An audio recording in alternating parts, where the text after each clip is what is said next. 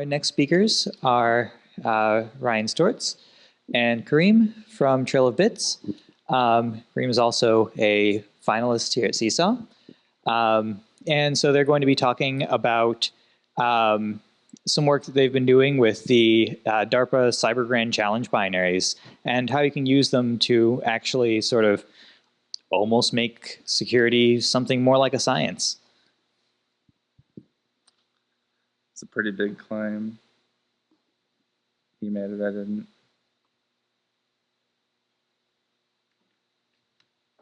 I got it. I just hadn't plugged it in yet.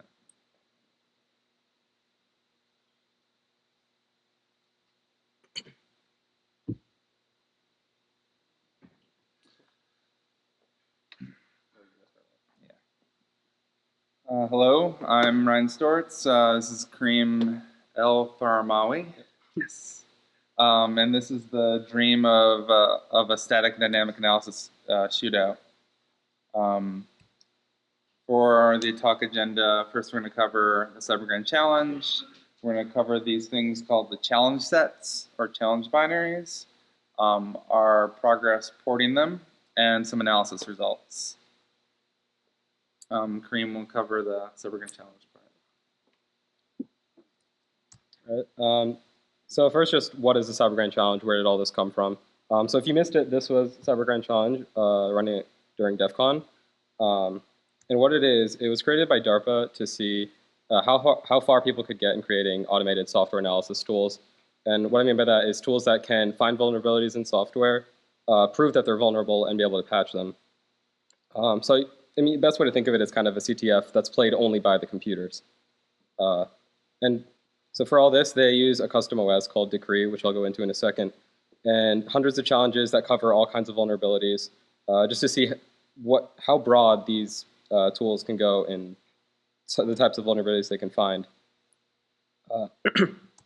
So first, Decree is a simplified OS that only has 7 syscalls, and the reason for that is just to firstly simplify what the tools would have to do. Fewer syscalls you have to deal with, overall the complexity of the tool goes down, and you want you don't want these to easily expand into the real world. With only 7 syscalls, that's not going to get very far in real world programs. And so these syscalls, they're pretty similar to usual Linux syscalls. Terminate is like exit, and then you have transmit receive to read and write from a file descriptor. Allocate and deallocate, like it sounds, is just map and unmap. FD wait is similar to select, and then random just fills up a buffer with random bytes. Also, to reduce complexity, there aren't any kinds of security mitigations, because the whole point of these is to just prove that there's a vulnerability and not necessarily how you go about exploiting it. And also, like they packaged up all this OS into a bunch of distributed VMs. They're all on their website. You can download a Decree VM and try all this yourself. And so that's what we actually got to work on with this. These challenge sets, they're a bunch of services all written in C and C++. And the idea behind these is to be similar to real-world software that you might find. So it's not like simple, like sample programs to just demonstrate a vulnerability. These are things like mail servers, file systems, things that you might find out in the real world. But not actually there. Yeah. And any protocols they use, they have to be custom implementations, not real things that you'll find out there, because again, you don't want to have these exactly like what you find out there. But also a difference is that every one of these challenges has at least one vulnerability that's fully documented. And you have to develop a proof. That these automated systems are supposed to develop proofs. And those proofs came in 2 ways. Firstly, you could demonstrate that you have some kind of control over the instruction pointer and a certain register. And by that, you could say, I'm able to control 25 bits of EAX. And so the way you test that is you negotiate and say, I'm able to control EAX this many bits. It gives you a random value. You run the program until it crashes, and then it checks the resulting registers to see if that vulnerability was successful. The second type of vulnerability you could prove is filling the Decree would fill up about 4 kilobytes of data with random bytes that you could deterministically generate when verifying the test, and your vulnerability has to be able to leak 4 bytes from that. Yeah, basically just an information leak. And so, like I said, every challenge on the repo, you can see them all. They all have detailed READMEs that explain what the vulnerability is, how to trigger it, and what that vulnerability can be classified under. And they also, every challenge had to kind of present a challenge that you'd have to overcome to be able to prove that vulnerability. Such as, for example, being able to figure out that you need a certain sequence of actions to trigger that vulnerability. Along with that came polls, these are just to check the functionality of the programs, not necessarily any vulnerabilities. It's just meant to cover as much code as possible, and just to check that the binaries, or the challenge is fully functional as intended. They came with some example proofs of vulnerability that would be more or less similar to what your system is supposed to find. And in the code, there are included patches at the where the vulnerability is that are guarded by compile dime ifdefs. I could just show you one here.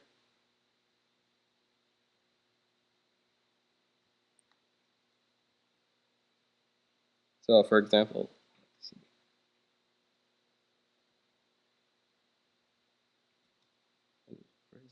Oh, I don't know. It's Xcode. It's not meant to be used. I don't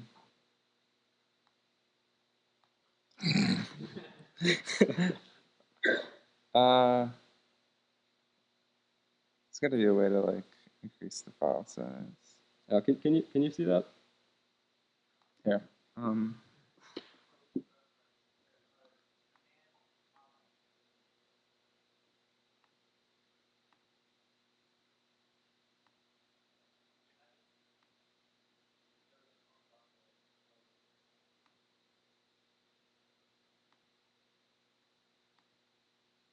I don't know if that's helping.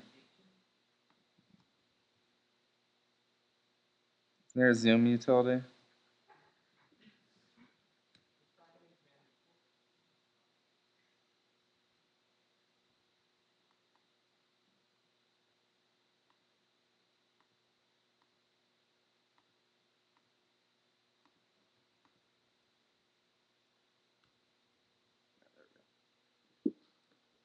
So this was an example of one of the vulnerabilities in the programs. It's just a simple off by 1 where you're indexing an array starting at 1 instead of 2. And so when you build a vulnerable binary, you're using the bad code here. And then you can build a patch version to verify that everything's working correctly in the one you tried to patch, where it uses the correct code. Let me undo the zoom and then go back to PowerPoint.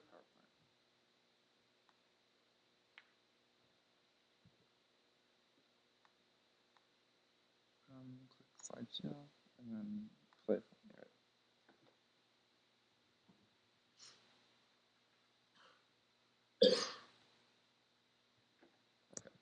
And so that code I just showed you was part of this challenge, just taking it as an example. It's a family tree challenge. It's kind of a made-up example, but basically it lets you create a family tree, add people, relationships between them. Then you can view information about them, like how are these 2 people related, what history did they have, things like that. Certain you can add cycles to the tree as well.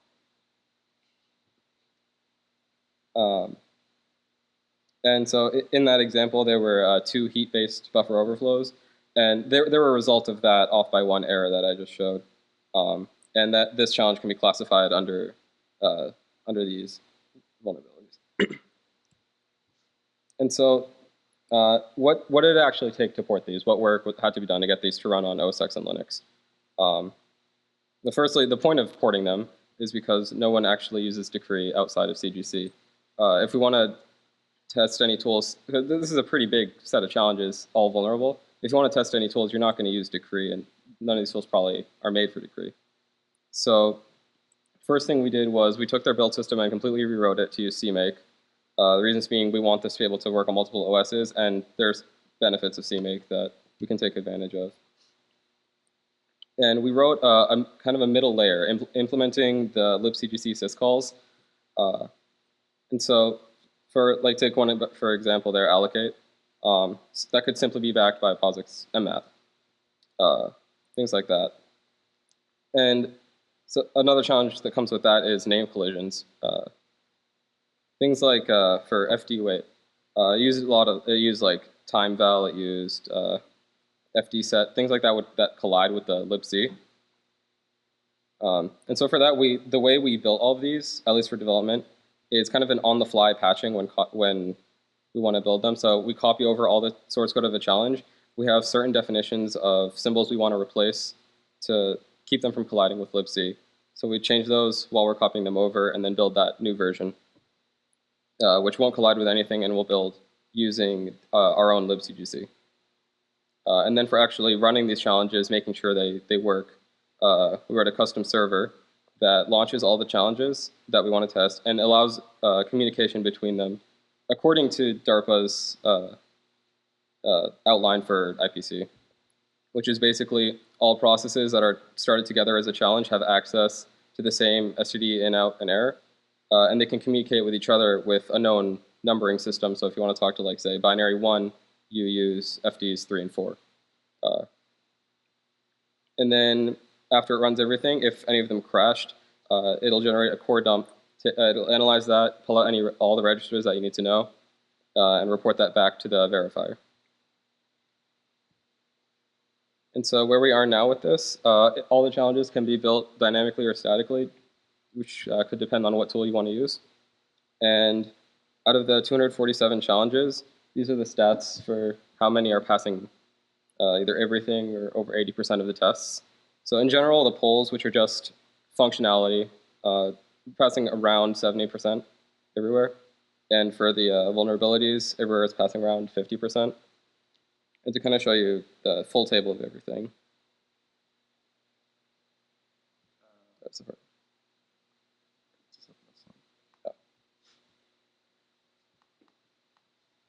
So this is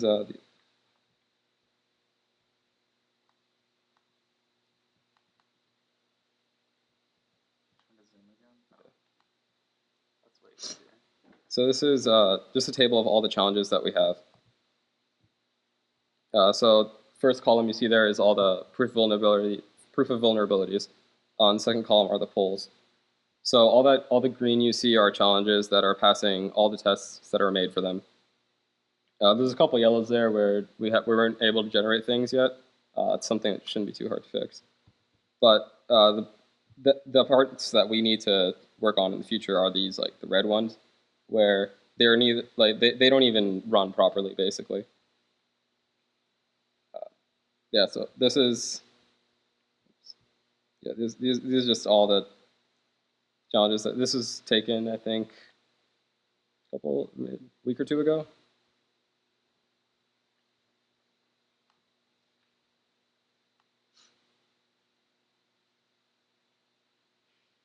So that gives you an idea of where we are now with porting these. And so some of the future goals we have are to support Windows. All of these are right now only on Linux and OS X, and it would be nice to extend these to Windows to use any Windows-based analysis tools. And as well as that, we want to port to 64-bit, because Decree, as part of the simplification, it's a 32-bit OS, but most programs that are made nowadays are 64-bit. So we also want to make sure that analysis tools are able to test against that. So if we're able to test to port these to 64-bit, then we're able to test those analysis tools as well. And also in our tests of either testing analysis stores or just testing the challenges for functionality, we want to see if we can find any unintended bugs in challenges and add those to the documentation, how to trigger them, and include patches for them to include in the tests. And so now Ryan will talk about some tests that he ran himself.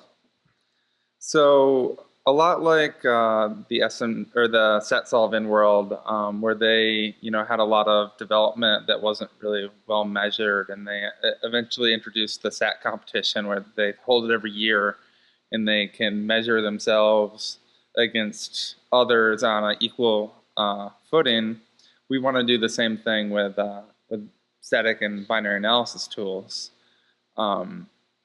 And to kickstart that, I kind of did one example one. I took 113 of our binaries. They had 100% coverage on polls on OS 10 and Linux. They had 100% POV coverage. I'm getting man in the middle. Certificate error. And I threw them up on EC2, and for ease of use, these things kind of work really well in AFL automatic already. I took AFL, I ripped out 4 or 5 inputs from the transmit side of one of their input polls for input, and ran those for 10 hours in AFL. And then I did the same thing in Laugh with and ran that for 10 hours, and I've compared those. If you missed it and you don't follow, Brendan's Twitter feed, Laugh is this tool that automatically deobfuscates and only deoptimizes binaries in conjunction with AFL. So like things that are kind of difficult for AFL to find, like a compare to a constant 32-bit number. This will break it into 4 compares to 4 constant 8-bit numbers, and it will split switches and things like that. So I did AFL versus Laugh. I have a few graphs here that are going to be completely illegible. I compared the number of executions. What you mostly can't see here is every one of these binaries has 2 columns. The blue one is AFL and the red one is Laugh. Since Laugh deoptimizes, you'd expect more executions to be run in AFL, and the graph shows that. Number of paths. In general, you'd expect Laugh to hit more paths because it's easier to hit those paths, and in general, that's true. My graph axis is very off, though. But this is actually the most interesting one to me. This is, I didn't update this. This should be crashed, not number of crashes. So this is a stacked bar chart now, where blue is if AFL crashed it, red is if Laugh crashed it. And what I'm interested in are these ones where there's only blue or only red. And it turns out that there are 7 instances of that. So in total, we have AFL, beating Laugh in execution, in paths, in crashes, and in crashed, which is kind of interesting because you'd expect like something easier to fuzz to cause more crashes. But I think this huge number of executions kind of hurt Laugh. But their crash set was disjoint. And I took a look at some of those, and it's just these 7 or 8, where a handful of them are crashed by AFL only, and 2 here were crashed by Laugh. And just at the summary view, you can see like with LMS, Laugh had 60% more paths, and it's kind of the same things with this Hawail Sets one, 60% more paths. In terms of executions on LMS, they're equal. In terms of executions on Hawail Sets, they're not. And I found that to be somewhat interesting.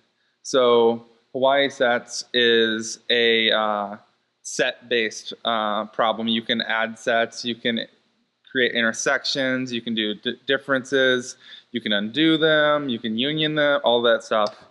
And it turns out that,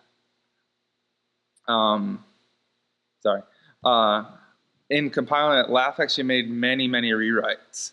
It rewrote 260 switches, and 6 calls to strcomp and memcompare were simplified so that it can get more coverage. And this resulted in 60% more paths hit in the other one. And most of these switches were actually near the vulnerable code, which it makes sense because we hit a crash, or we hit a crashing condition in Laugh, but we didn't hit it in AFL. And actually ran LCOV coverage on the AFL output queue, or favored paths, and the same thing on LAF. And there's only a handful of differences, but LAF actually hit 2 more functions, and one of those functions actually has the code where the if-def patch is, and it just wasn't hit with AFL at all. So I found that fairly interesting. And as far as the executions, this thing ended up being mostly not a full Turing machine, but definitely accepted a lot of input. And LAF more early on discovered a shorter input that covered more code coverage than AFL did. So this execution difference, which you'd expect LAF to be to have less executions, is massive because AFL was spending more time on every test case that it had generated just to try to find more coverage, where LAF could easily find more branches that actually aren't available in AFL. So that's just the start of our analysis. We will be doing more and providing like reproducible cases on our blog and on our GitHub. But it's just an interesting thing to, write tools against and test tools against, and maybe even justify spending money on tools. So expect more comparisons to follow. Our challenge repository is on our GitHub at cvmultiOS. And any questions?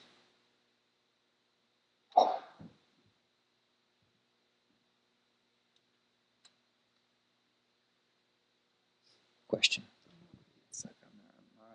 In your statistics, did you take into account the fact that inherently LAF will have more execution paths because there are more paths now in rewriting it?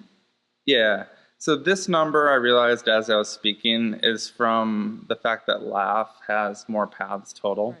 These numbers, though, are done on the on a untransformed input. It's just a regular binary, or the challenge compiled with LCOV coverage, and then I just rerun all the crashing inputs and all of the working set min set inputs out of the AFL queue.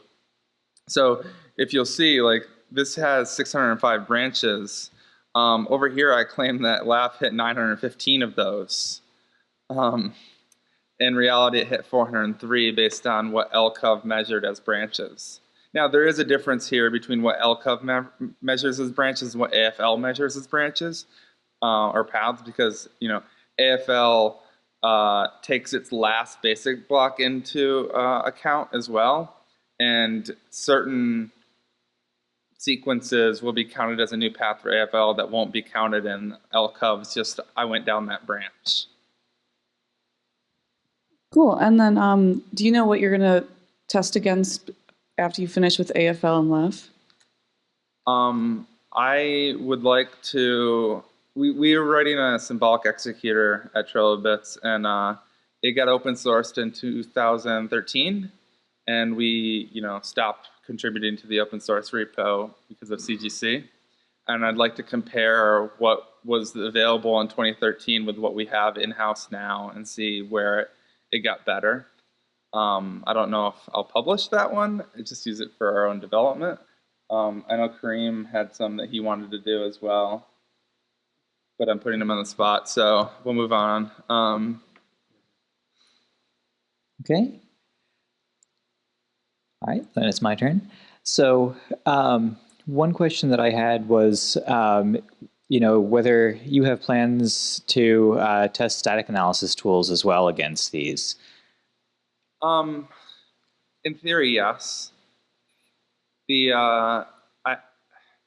It's tougher because it's not as easy to find or prove that something has been found. So if you use Clang Static Analyzer, right, an easy one that everyone can install, how do you run that against 113 binaries easily? Like, how do you know that this is the bug that was intended? Things like that. I would like to, but we might have to just hire more interns for that. Yeah, so if there are people looking for an internship in the audience, there's an opportunity. Yeah, it's not all for it, right? You have to say yes. Yeah. Okay, so do we have other questions from the audience? All right, my turn again then.